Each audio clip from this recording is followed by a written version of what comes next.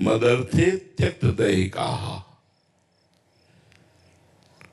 भगवान में मन लगाना साधना है, लेकिन कृष्णमय मन हो जाना मन मनस का, कृष्णमय प्राण हो जाना, प्राण कृष्ण का चिंतन करते हुए जब मन निरंतर हर श्वास में, तो मत प्राणा हो जाता है, कृष्ण प्राणा हो जाता है। गोपिका जी कहती हैं कान भय प्राण में और प्राण भय कान में, ही में न जानी परे कान है कि प्राण है। प्राण ही कृष्ण हो गए या कृष्ण ही प्राण हो गए, मन मनुष्य का। राधे राधे आप सभी को, कैसे हैं आप सभी। स्वागत है आप सभी का हमारे YouTube चैनल में। तो आज के इस वीडियो में हम जानेंगे कि भगवान की कृपा सबसे पहले किस पर होती है। और श्री कृष्ण कहते हैं कि जब मन, प्राण और शरीर पूरी तरह भगवान को समर्पित हो जाएं, तभी सच्ची भगवत प्राप्ति होती है। लेकिन यह अवस्था अपने प्रयास से नहीं बल्कि सत्संग से प्राप्त होती है। श्री प्रेमानंद महाराज जी बताते हैं कि एक क्षण का सच्चा सत्संग भी स्वर्ग और मोक्ष से बढ़कर है। आइए जानते हैं कि सत्संग की महिमा इतनी महान क्यों बताई गई है। मत प्राणा मदर्थे त्यक्त दैहिका, मेरे लिए समस्त देह के आचरण समर्पित करना, यह है भगवत प्राप्ति। भगवत प्राप्ति का स्वरूप क्या है? भगवान में मन हो जाना, भगवान में प्राण हो जाना, और देह के समस्त आचरण, समस्त विलास केवल भगवान के लिए। अब बोले इसका साधन क्या है? तो बोले संत। बिना संतों के ये बात नहीं हो सकती।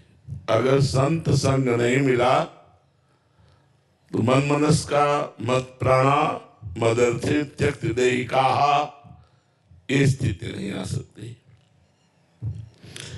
इसलिए कहा है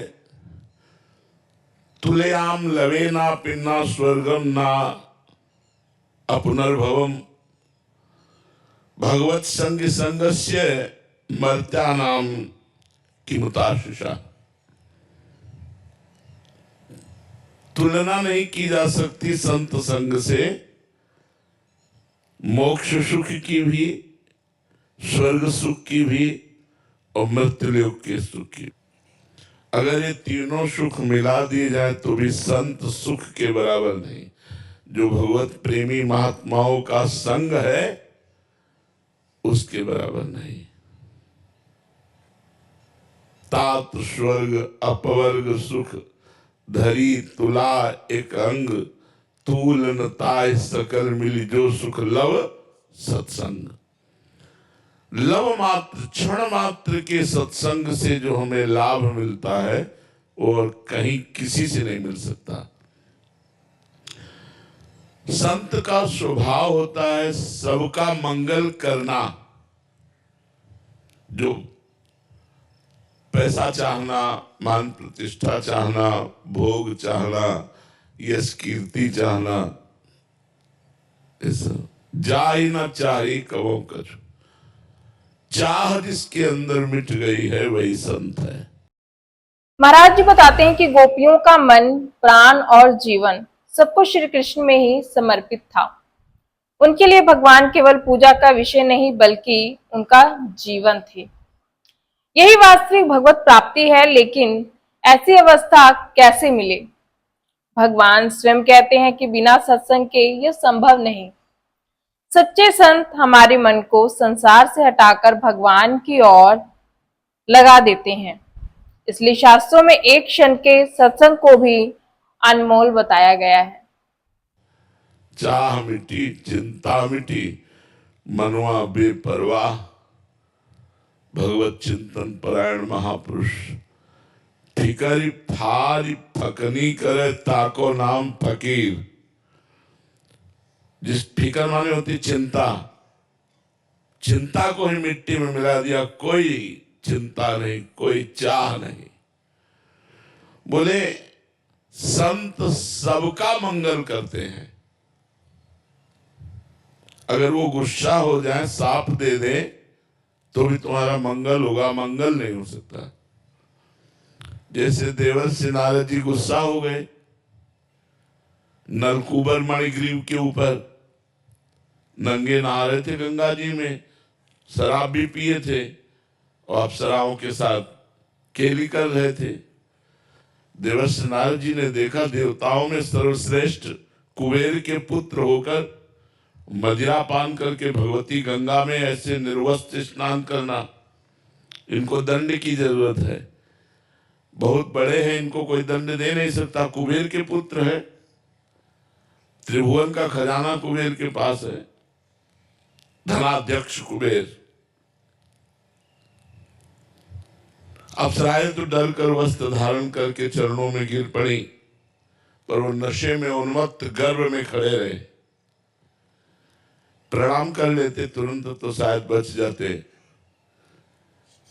देवर्षि नारद जी ने कहा तुम जड़वत वृक्ष की तरह दोनों खड़े रहे, ऐसी अपवित्र दशा में मदिरा पिए निर्वस्त्र, तुम्हें अहंकार है ना, तुम्हारे पिताजी कुबेर है, तुम्हें शाप देते हैं, जाओ दोनों वृक्ष बन जाओ। यमला अर्जुन, यमन माने तो जुड़वा, यमला अर्जुन के नाम से दोनों वृक्ष रूप में नलकूबर मणिग्रीव नंद बाबा के घर के सामने बने। लालजू को जब उखल में बांधा गया तो उखल से घसीट कर दोनों वृक्षों में फंसा दिया, मारा झटका, दोनों वृक्ष उखड़ गए और भगवान गोविंद का साक्षात्कार नलकूबर मणिग्रीव को हुआ।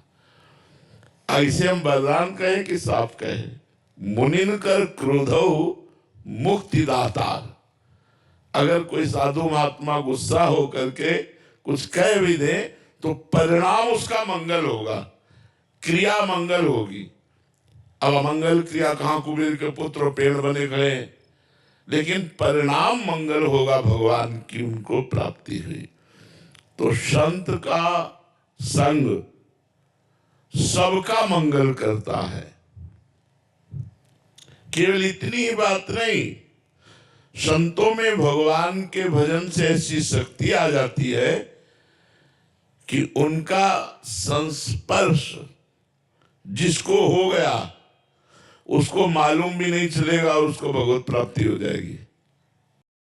महाराज जी नलकूबर और मणिग्रीव की कथा सुनाते हैं। नारद जी का श्राप देखने में कठोर था, लेकिन वही उनके जीवन का सबसे बड़ा वरदान बन गया, क्योंकि अंत में उन्हें भगवान श्री कृष्ण के दर्शन और कृपा दोनों ही प्राप्त हो गए। इससे समझ आता है कि संत जो कहते हैं उसमें अंततः हमारा ही कल्याण छुपा होता है। आज के समय में मोबाइल भी सत्संग और कुसंग दोनों का माध्यम है। यदि हम संतों की वाणी सुने तो जीवन बदल सकता है, लेकिन यदि गलत चीजें देखें तो वही मन को भक्ति से दूर ले जाती हैं। इसलिए सही चुनाव करना बहुत आवश्यक है। इतनी बड़ी महिमा है। संस्पर्श दो प्रकार से होता है। एक होता है वाणी से, हमारी वाणी गई और आपके हृदय को छू गई, और एक होता है दृष्टि संकल्प, हमारी दृष्टि गई और संकल्प बना, तो दोनों संस्पर्श से निश्चित भगवत प्राप्ति हो जाती है। संत का मिलना बड़ा दुर्लभ है। मात संगस्तु दुर्लभो, देवर्षि नारद जी ने कहा, महापुरुषों का संग मिलना बड़ा दुर्लभ है। संत को ना पहचान करके यदि हम उनकी सेवा, उनकी आज्ञा का पालन करें तो कल्याण हो जाएगा। अगर पहचान कर करें तो बहुत जल्दी भगवत प्रेम की प्राप्ति हो जाएगी। बस संत की अवज्ञा न करे, अवज्ञा माने उनका अनादर न करे। भले तुम्हारी पहचान में नहीं आ रहे, किसी बात को देखकर, गुण दोष को देखकर उनका अनादर न करे। वो भगवान के पार्षद हैं। जिस समय कृपा उनकी उदय होगी तब आप पहचान पाओगे ये क्या है, नहीं तो बाहरी लक्षणों से पहचानना बड़ा कठिन हो सकता है। जब हम संत संग करते हैं तो हमारे सामने माया एक रचना रचती है, भोगों का प्रलोभन सामने रखती है और भक्ति भगवान को सामने रखती है। दोनों भगवान की प्रिया है। भक्ति प्रिय माधवा, मायापति मम माया दुर्तया। भगवान मायापति भी है और भक्ति पति भी है। भक्ति भगवान को सामने रखती है और माया भोगों को सामने रखती है। जब बड़े भाग्य से हमें संत संग मिलता है तो पता चलता है कि हमारे जीवन का लक्ष्य भगवान है, भोग नहीं। पर अनेक जन्मों से इतना आकर्षण भोगों का है कि भगवान अच्छे नहीं लगते और भोग अच्छे लगते हैं। आप देख लीजिए, भोग तुरंत सुख देता है, ऐसा लगता है भगवान तो कालांतर में सुख देते हैं, ऐसा लगता है। और भगवान में सुख है भी कि नहीं पता नहीं। गुलाब जामुन में तो तुरंत सुख है, मुंह में डालो और मीठा लगा। संतों को पहचानना आसान नहीं होता, इसलिए कभी उनका अनादर नहीं करना चाहिए। भगवान श्री राम भी कहते हैं कि संतों का आदर करना भगवान को अत्यंत प्रिय है। संतों की वाणी पर चलने से धीरे धीरे बुरी आदतें छूटने लगती हैं, नाम जप में मन लगता है और जीवन में अच्छे संस्कार आने लगते हैं। यही सच्चे सत्संग की पहचान है। अरे इतना भुलावा माया का है कि हम भक्ति मार्ग में चलने की कोशिश करते भी हैं तो हम भोगों को लेके, भोगों के त्याग के बिना आध्यात्मिक उन्नति नहीं होती। हमारी भूल ये होती कि भगवान भी मिल जाए और चकाचक भोग भी भोगने को मिले। ऐसा नहीं हो सकता। प्रेम गली तिसाकरी तामे दो ना समाये। तो संत दर्शन से, संत कृपा से हमें पहले ये विश्वास हो जाना चाहिए कि मैं भगवान का कृपा पात्र बन चुका हूं। अब मैं भाव भरोस हनुमंता, बिनु हरि कृपा मिले नहीं। संत मिल गए मतलब मोहर लग गई कि हरिजू की हमारे ऊपर कृपा है। अब संत और भगवंत में अभेद दर्शन करना जिसको आ गया, तस्मिन् तज्जने भेदा भावात्, कि संत भगवान का स्वरूप है। बड़ा कठिन है मानना।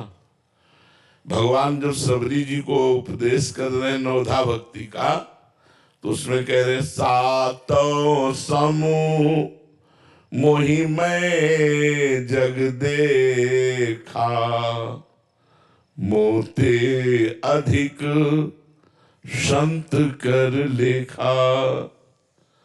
सातवीं भक्ति है कि सब में समान भाव से भगवान को देखे, लेकिन भगवान कह रहे मेरे से भी अधिक बढ़ करके जो संतों को देखे वो सातवीं भक्ति को प्राप्त होता है। जो सप्तवीं आध्यात्मिक उन्नति है वो ये कि सब में भगवान को देखे, लेकिन संतों को भगवान से भी अधिक देखे। हम कह रहे हैं चलो इतना ना सही, भगवान के बराबर, भगवान से अधिक ना देखे तो भगवान के बराबर, ये भगवान है। चलो इतना भी ना सही तो ये भगवान के हैं।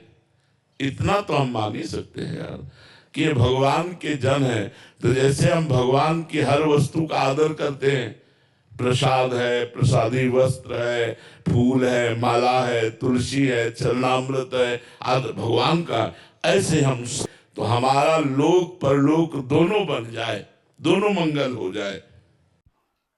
अंत में महाराज जी का संदेश बहुत स्पष्ट है। भगवान तक पहुंचने का सबसे सरल मार्ग सत्संग है। एक क्षण का सच्चा सत्संग मनुष्य का जीवन बदल सकता है। इसलिए संतों का सम्मान करें, उनकी आज्ञा का पालन करें, कुसंग से बचें और भगवान के नाम का निरंतर स्मरण करें। याद रखिए, भगवान की कृपा का सबसे बड़ा संकेत यही है कि आपको किसी सच्चे संत का संग मिल गया है। यदि उस अवसर का सम्मान किया तो जीवन भी सफल होगा और परलोक भी।